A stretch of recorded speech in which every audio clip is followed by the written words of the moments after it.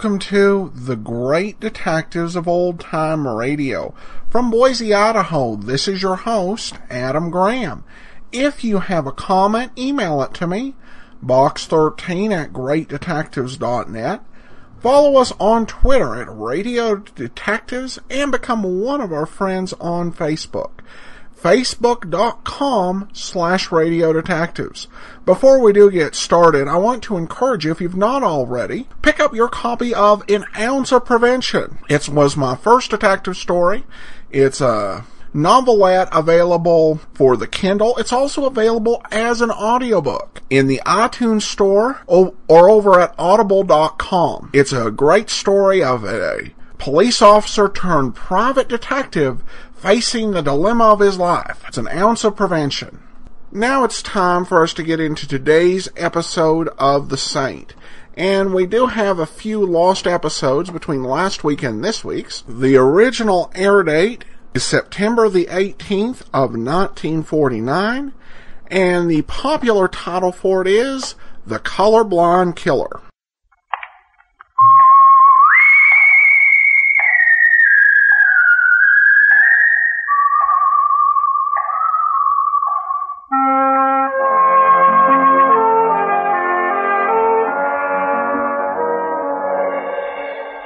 The Adventures of the Saint, starring Vincent Price.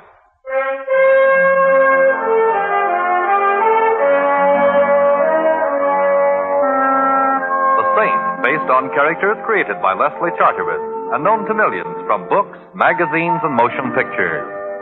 The Robin Hood of modern crime now comes to radio, starring Hollywood's brilliant and talented actor Vincent Price as the Saint. Oh, hello. Who is... How is my favorite shipboard acquaintance this evening? Oh, Simon, you startled me. I could hardly see you through the fog here on deck. Oh, yes, it is getting thicker, isn't it? But I suppose it's to be expected. Last night, nature went on a binge of moonshine, and this is her foggy morning after. Only it's evening. How can you tell through the fog? You know, you have a very pretty laugh, Barbara. I'll listen for it in all of your pictures from now on. Thank you, Simon. But I'm not going to make any more pictures. I'm retiring. Retire? At the peak of your career? I'm just tired of pictures, that's all. Barbara, you'll never be able to run away from it. What do you mean? I'm referring to whatever it is that frightens you. Why don't you tell me about it, Barbara? There's nothing to tell. I'm tired. I need a rest.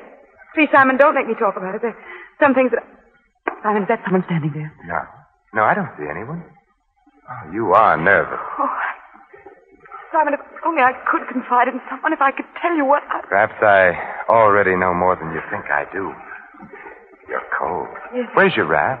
Over there someplace on one of those deck chairs. I'll find it. I don't see it here, Barbara. Are you sure you... Barbara! Behind you! Look out! Barbara! Barbara! Man overboard! Man overboard! Maybe you'd like a swim too, Saint. What? Oh!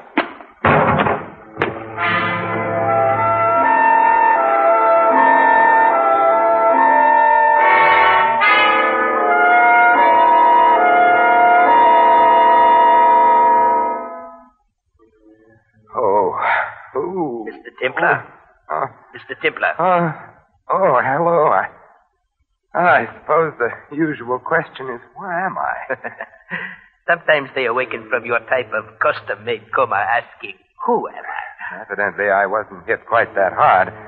I even remember who you are, Dr. Norman. It is Dr. Norman, the celebrated psychiatrist, isn't it? Yeah, that is very good, Templar, but I'm afraid I must still confine you here to the ship's infirmary for a while. Huh? Possible concussion. See, tell me, what makes a famous neurologist like you pose as a mere ship's doctor? I'm really not posing. Partridge, the ship's physician, is ill. I was within earshot when I heard the familiar call, is there a doctor in the house? And, no, Simon, don't try to get up. I have a flask here. If a drink will make you happy. Oh, not right now, thank you. I recall I have some unfinished business to attend to. Barbara? Yes. Was she? They couldn't find her in the fog. She's gone. Poor Barbara. Yes, it was a horrible accident. Horrible, yes. Accident, no. You mean to say she didn't fall overboard? She was murdered. Murdered? But who? I think I know who. My head, it feels like the Aberdeen Proving Ground. I will mix you a sedative. You know, you're not looking very well. I always look like this when I'm angry. There's only one cure. Yes, I know. The lady with the scales known as Madame Justice. You know, Templar, I've been curious about what makes a man like you tick. Well, I'll tell you. Every 8 days or so, someone winds me up. Right now, I'm wound up tight. Tight with fury. Well, as a psychiatrist, I would advise you to unwind. Here we are. Now, drink this. It will put you to sleep after a while. Thank you. You say you think you know who killed Barbara, sir. I was wrong. I do know. But I think you ought to talk to me. Unwind yourself. You think I need psychiatry, Doctor? Well, I think you're too taut at the moment. That plus your concussion might be dangerous. Very well, Doctor. I'll unwind. I'll tell you the entire story. If you don't mind, Simon, here, this will help the rhythm. The metronome. Psychiatrists often use it. But, No, I don't mind. I'd never met Barbara Brooke, although I doubt if there's a human being alive who hasn't heard of her or seen her in the movies. I first saw her the day we boarded ship. There was something in her expression, in the way she walked and talked and smiled, that immediately told me here was someone I should know. Her entire demeanor was an attitude of invitation. a romance. Fear, Doctor. She was a frightened lady. She wanted someone near her. I walked over to her there on deck and immediately made myself useful. Her steward evidently had become busy elsewhere, so I tipped my hat and said somewhat idiotically, get your program here, lady. You can't tell the staterooms without the numbers. I beg your Your pardon. steward seems to have deserted you. Oh. I've sailed this scow before, so if it's the direction to your stateroom you're looking Well, for... I would like to know. I would, too. Number, please. A36 main deck. Thank you very, very much. It's this way. My name's Templar. Simon, for short. And, of course, you're Barbara Brooks. You know, we passed the bar en route to A36 main deck. Does an old-fashioned with a new acquaintance sound inviting? It will a little later after we're on the ship. Ooh, there's several. Oh, I see. You're gone now, Tim. I think I saw the man you meant. Certain off-center gentleman named Rader. Raider, I don't know that name. Oh, surely you've heard of Phil Rader. He's just as big a star in his line of work as you are in yours. What is his line of work? Well, he's an exterminator of human beings. Mr. Timber, I'm afraid. It was obvious from the moment I first saw you. Why don't you tell me about it? No, I can't. No, I'd be killed. Good a reason as any for not telling me, but I must warn you I've a peculiar talent for finding things out for myself. Oh, no, you mustn't do anything. Please. Please.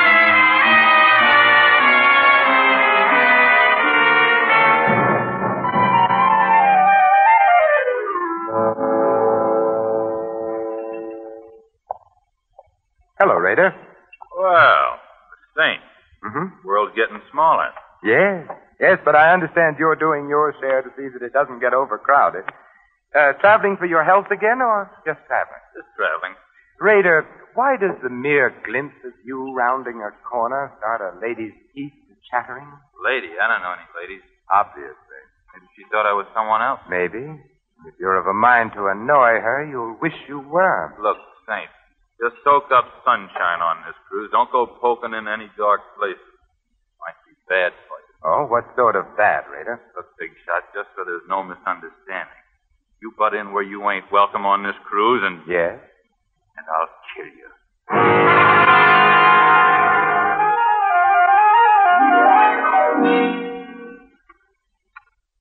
How is your head, Simon? And it feels as if a regimental crap game was going on inside of it with jet-propelled dice. You haven't drunk your sedative yet. Here. Oh, thank you. Shall I go on taking the load off of my concussion? Yes, by all means. I think I was present at the next sequence. Yes, Doctor, you were. It was the night of that ridiculous costume ball ship's captains are so fond of arranging. Yes. I remember. We were at the bar together. You were a pirate, I recall. Yes, and you were a clown. The ball was loaded with clowns, some of them not even aware of their clownishness. But it was gay and sprightly, and the music was Good. I remember our conversation, Doctor. You suddenly appeared at my elbow and said in the most shivery, sinister manner... You know, Templar, I have a confession to make to you. Well, I'm always interested in confessions, Doctor. I've had a schoolboy crush on the beautiful Barbara ever since I saw her in pictures first. Tell me, what does one do about it? Well, I know exactly what I would do if I were you, Doctor. Yes? I'd consult the nearest psychiatrist. At the prices we charge? No, thanks. I was hoping you'd cut a fellow in on your acquaintanceship, Templar. But if you won't introduce me, won't you at least show me which mask she's hiding under? I think I might be able to make my own introduction. Oh, very well, Doctor. Look for a sylph-like figure in a blue and yellow harlequin costume. Thank you, Templar, thank you. And if you should ever need a good psychiatrist... At the prices you charge? I will be seeing you. Don't turn around, Mr. Templar. I have a pistol in the small of your back. Well, now, really, is that any way to enjoy a walk? Listen, Saint, and listen hard. Oh, I'm all ears, except for the small of my back, which feels abnormally large at the moment. Certain arrangements have been made, Saint. It means a big head of lettuce if they go through. So? All the signs say, keep out. See that you do. Now, don't turn around. This costume's so pretty, I'd hate to have to put a hole through my pocket. Well, it's probably just a coincidence, but I've acquired the same regard for the small of my back. Keep regarding it that way, Saint. Don't let your nose wander where it doesn't belong. And you might begin by forgetting you saw certain people aboard this boat. See, just tell me how you're going to swing it, Mrs. Miller. Oh, don't be surprised. I'd recognize the notorious Lil Miller's voice on a party line. How are you going to take him, Lil? A palm dace or perhaps a marked deck? This rod has a hair trigger, Saint. Just a touch and you're... Lil, what's the matter? That girl there, the one in the hall. Lil! You're lucky, Saint. I'd have shot. Give her ear. Don't crowd. Crowd her all you want to. She won't mind now. Is she? Yes, a stiletto in the back leaves very little doubt. She's dead.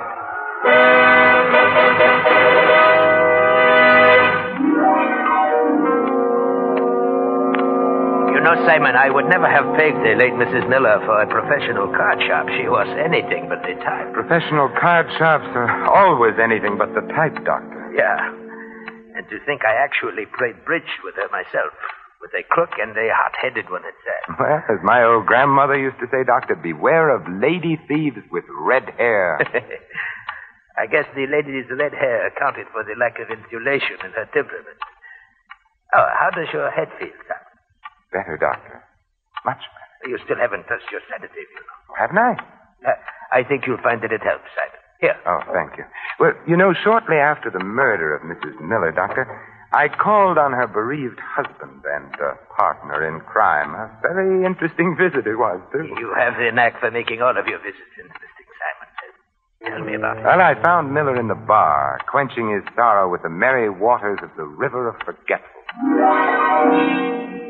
50 grand in the palm of our hands and beep.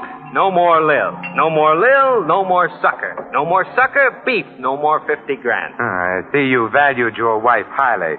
Who was the sucker, Miller? Ha ha. You're funny. Tell me, what's Phil Rader cruising for, Miller? And don't tell me it's a coincidence he's on board the same ship. You get funnier and funnier. Why is Barbara Brooks so afraid of Rader? You ain't even warm, Saint. You're a mile wide of the target. And I'd better use a different kind of ammunition then, Miller. Yeah? Like what? Like a little murder performed on an unwilling sucker in Reno. Huh? What do you know about that? You won't like going back to Reno, Miller. It gets hot in the summertime, especially in the penitentiary. Raider was with Lil and me on this deal. All right, Miller, put the zipper on. Raider. I wasn't going to say anything, Phil. Honest, I was just... Skip it, Miller. I always knew someday you'd choke in there, Yellow. I thought you and I had a little understanding, Saint. You've got a reputation for wrong thoughts, Rader. Yeah, but right or wrong, I back my ideas up. To the hilt, Saint. Keep that frog sticker under cover, Rader, or I might take it away from you. And the Dutch courage that rides with it, too. I'll keep it hidden for now.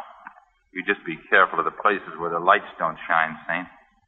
Come on, Miller. I want to talk with you. Well, I'll be out in a little while, Phil. I want a drink. You've drunk enough, Canary. Come on. You'd better go, Miller. And if you can't talk your way out of it, my regards to the fishes.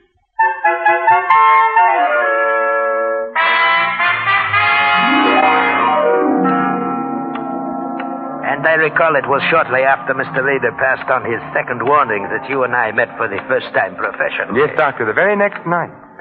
Well, I am very surprised at you. He had warned you to stay away from dark places. Yes, Doctor, so he had. But I'm perverse by nature, and I like to poke around. I was strolling around the deck with Barbara, getting moonburned and trying desperately to get some more information. So wonderful having you near, Simon. I feel safe. Safe? I refuse to accept the compliment, particularly on a moonlit night at sea. I'm referring to danger, Simon, not romance. We're often the very same thing. I'd like to join the team, Barbara. Why don't you confide in me? Because if I did, we'd both be dead by morning. I must go now. Good night, Simon. Good night. Don't turn around, Templar. I've got a... I know. A gun pointed at the small of my back. That's it. Now keep away from Barbara Brooks. Am I clear? Clear enough. Anything else? Yeah. Just so it sinks in, Saint. Take this along to remember me by.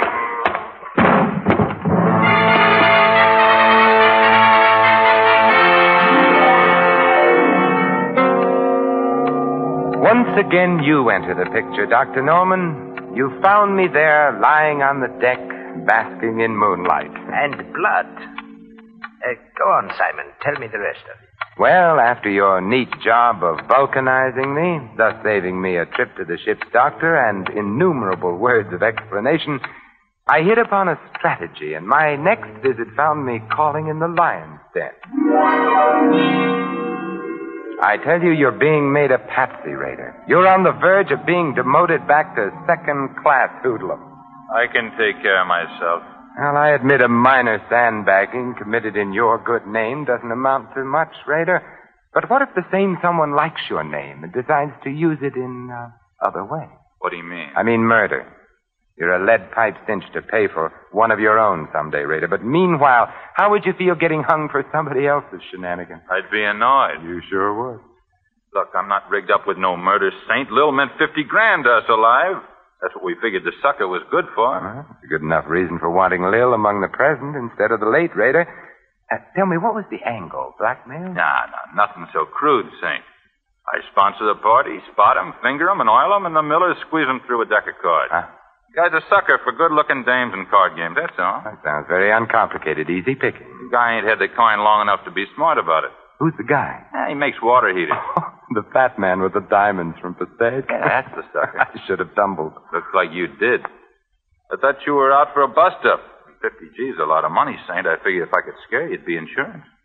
How about Barbara Brooks? Deal me out. I'm not in on whatever the caper is there. She saw you the day we sailed, and she got scared. Well, maybe it's because I ain't exactly pretty. Yeah.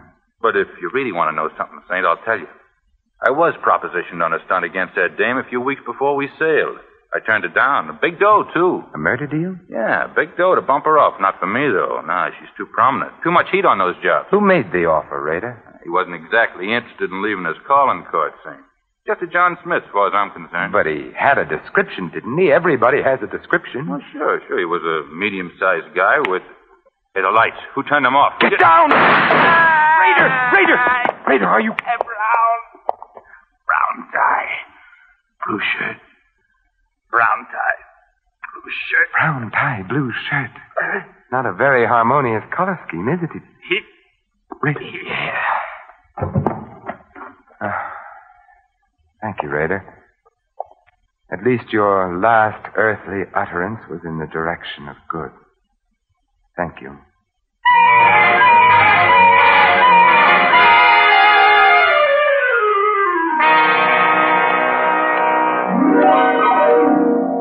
Brown tie, blue shirt.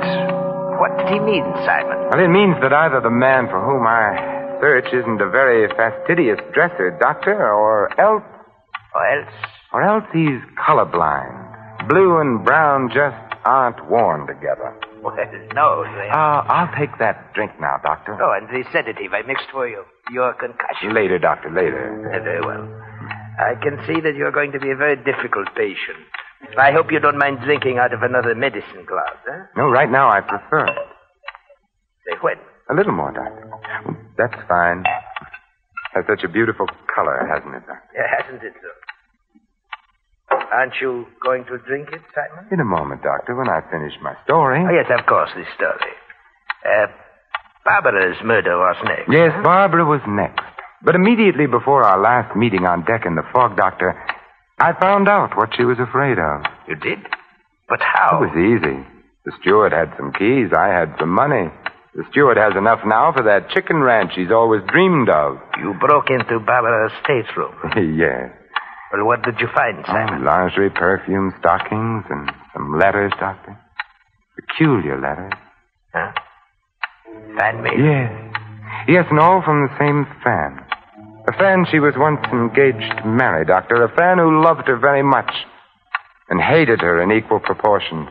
Who was so torn between love and hate, he had to kill her. Ah, schizophrenic. You should know.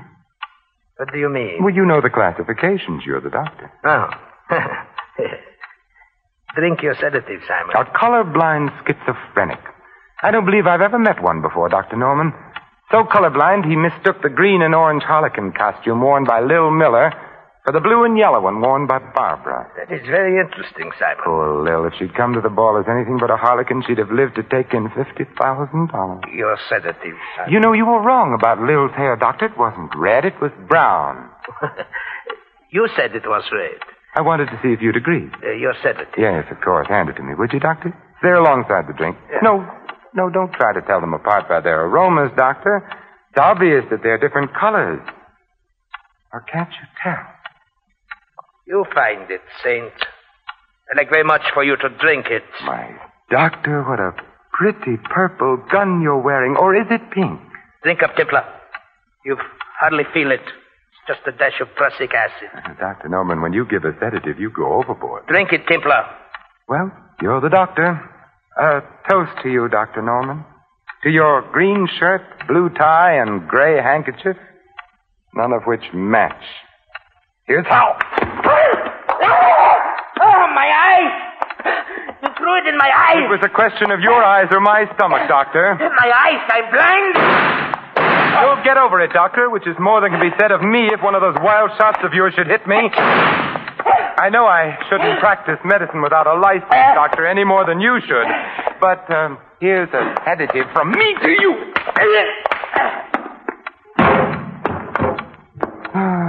Pleasant nightmares, Dr. Norman.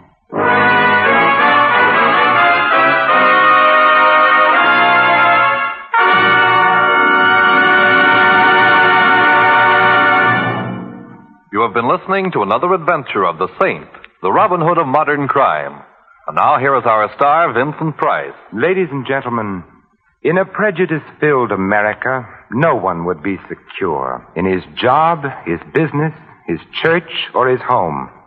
Yet racial and religious antagonisms are exploited daily by quacks and adventurers whose followers make up the irresponsible lunatic fringe of American life. Refuse to listen to or spread rumors against any race or religion. Help to stamp out prejudice in our country. Let's judge our neighbors by the character of their lives alone, and not on the basis of their religion or origin. This is Vincent Price inviting you to join us again next week at the same time for another exciting adventure of the Saint. Good night.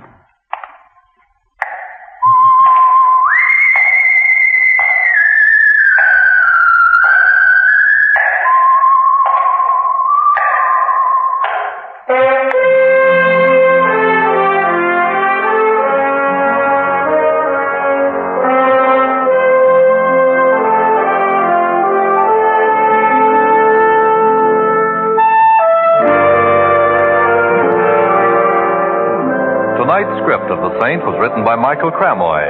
Our cast included Betty Lou Gerson, Gene Bates, Frank Gerstel, Bill Conrad, and Barney Phillips. The music was composed and conducted by Harry Zimmerman. The Saint, based on characters created by Leslie Charteris, is a James L. Safier production and is directed by Thomas A. McAvity.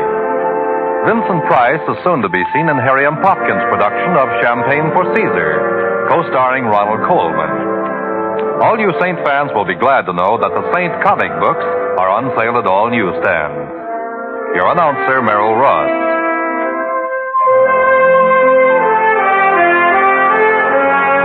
This is the Mutual Broadcasting System.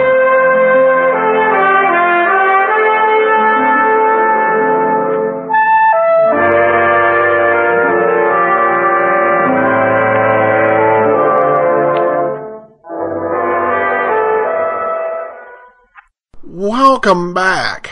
I love this episode.